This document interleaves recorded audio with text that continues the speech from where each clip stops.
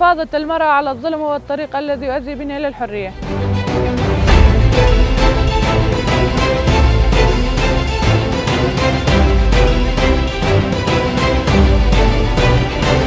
بقوة وإرادة المرأة الحرة استطعنا إشعال شعلة الحرية من جديد.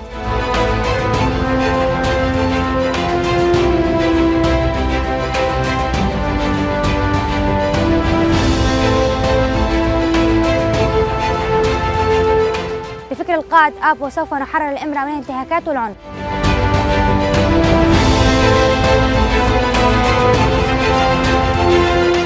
خمسة 20 تشرين الثاني كسرنا الغريدة وتغلبنا على العبودية.